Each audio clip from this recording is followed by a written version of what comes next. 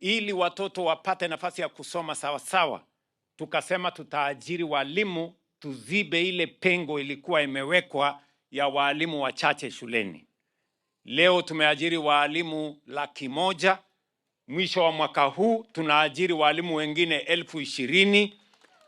Hapa Taita Taveta County kufikia sasa tumeajiri walimu 957 in the last 4 years, na wengine tutawaajiri mwisho wa mwaka huu ili watoto wetu wote wapate nafasi ya kusoma.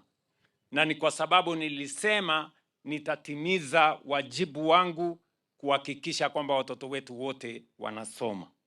Vile vile tumepanga vizuri vile watoto wetu wakienda kwa TVET, waende KMTC, waende university, pia wapate nafasi ya kusoma na tuwe na pesa ya kuwasomesha. Na sababu hiyo ndio tulibadilisha ile funding model ya zamani ambayo ilikuwa imegandamiza mauniversity zetu. Sasa tuko na funding model mpya na tumeongezea kuiboresha zaidi.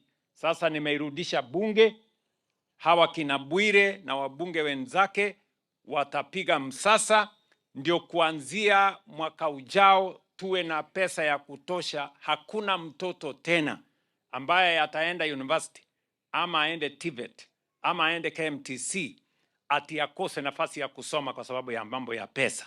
Tutakuwa tumeweka mpango ya sawasawa. Mtoto tena asipimwe ati kwa uwezo wa mzazi wake kumsomesha kwa university. Hapana. Mtoto apimwe na ile akili yako naye ya kusoma university. Mambo ya pesa tutasimamia kama serikali. Nyinyi mnanielewa jameni?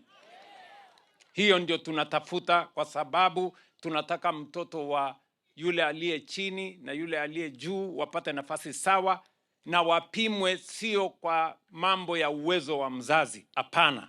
Iwe ni uwezo wa mwanafunzi mwenyewe. Ile course amepita, kama ni ya udaktari aende asomee udaktari, kama ni ya engineering aende asomee engineering. Asiende kutafuta course nyingine ati kwa sababu course ya udaktari iko na bei ghali. Hapana. We want to make sure that all our children have equal opportunity wakienda katika my university zetu.